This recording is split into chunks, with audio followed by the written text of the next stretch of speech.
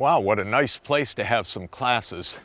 And here were some of the most famous classes or tutorials ever given, because it is presumed in this place, in a royal Macedonian settlement named Mieza, and at an ancient temple to the river gods, the nymphs, so the Nymphaeum, that it is here that Aristotle tutored Alexander the Great and his friends in Alexander's youth.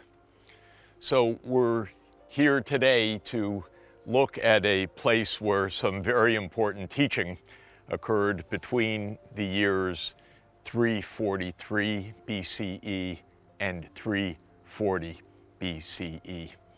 This was a period in which the rising power of Macedonia, under the leadership of Philip II of Macedonia, was expanding the Macedonian Empire, conquering Thrace to the north, and threatening and soon to conquer Greece to the south.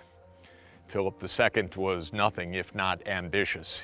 He also envisioned that he would go on after conquering the Macedonian neighborhood to conquer the kingdoms to the east, and especially the kingdom of Persia. We should recall that Persia, of course, had invaded Greece in 490 BCE and was defeated at the Battle of Marathon. And then 10 years later, again invaded Greece. And in a stunning two victories, Greece prevailed over a much larger invading force in the naval battle of Salamis in 480 BCE and in the land battle of Plataea in 479 BCE. Well, the battle between the Greeks and the Persians was, of course, vivid in the knowledge, the culture, the imagination of the people of Macedonia and Greece. And Philip II dreamt of revenge. Just as the Persians had come to conquer the Macedonians and the Greek people, so now Macedonia would lead a massive army to conquer the East. In fact, what occurred was a bit more complicated, but even more astounding. During the years of Philip's reign and rising power, he had several wives. His wife Olympia gave birth to a son, Alexander. And of course, Alexander became the object of every remarkable tale told for the next 2,000 years about conquest and valor. It's said in the histories of Alexander that even as a young boy, he showed remarkable intelligence and bravery. One of the most famed moments of early Alexander's life is when a trader of horses came to sell a horse to Philip of Macedon, and the horse just kept rearing. No one could sit on the horse, and Philip told the horse seller, "Go away, this horse is completely unmanageable." And Alexander, as a young boy, raised his hand and said, "Father, I can ride the horse." And there were guffaws among all of the generals of Macedonia that were assembled. But what Alexander had noticed through his very perceptive watch of the horse was that the horse was rearing because the horse was afraid of its own shadow. So Alexander famously turned the horse towards the sun where he would not see his shadow, jumped on the back of the horse, and went galloping away, successfully mounting this horse. Of course, that horse became the most famous horse in all of history, Bucephalus, because it became Alexander's horse that Alexander rode in his conquests across the known world.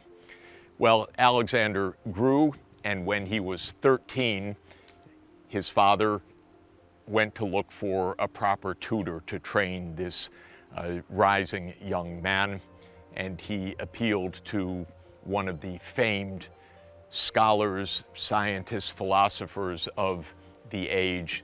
That was Aristotle. He sent a letter to Aristotle, who at the time was studying zoology on the island of Lesbos and also moving around Western Asia after having left Athens temporarily in the year 347 BCE. And he wrote to Aristotle, "Come to tutor my son." Well, Aristotle was the son himself of the physician to Philip II's father, Amyntas, king of Macedonia. And so Aristotle had grown up in Stagira, close to this now expanding Macedonian empire. He was not entirely surprised, perhaps, to receive this entreaty to come tutor the king's son. But it had happened that his birthplace, Stagira, just years before, had been destroyed by Philip II when Stagira and neighboring Greek city colonies in Halkidiki had rebelled against Macedonia, and Macedonia took its revenge by destroying Stagira and selling its citizens into slavery or banishing them into exile. And so Aristotle made a deal. He said, "I will come to tutor your son if you, Philip, will rebuild Stagira." And Philip II wanted a great tutor for his son, so he agreed to rebuild Stagira and to ransom the people who had been sold into slavery to enable them to return to Stagira. And it is in this place and environs that Aristotle arrived to tutor Alexander and a small group of Alexander's friends, many of whom became companions or generals during the great campaigns that would follow. We don't know in detail what Aristotle taught Alexander, but we do know Aristotle's ideas about magnanimity, about virtue, about greatness, and about the physical world. Also about the arts of healing, because as son of a doctor and as the great scientist of his age, Aristotle also knew the arts or science of healing as it was known to the day, and he no doubt imparted that knowledge to Alexander as well. Our knowledge is limited, but it is known from the great writing of Plutarch, the great Greek biographer who wrote in the early 2nd century AD when Greece was part of the Roman Empire.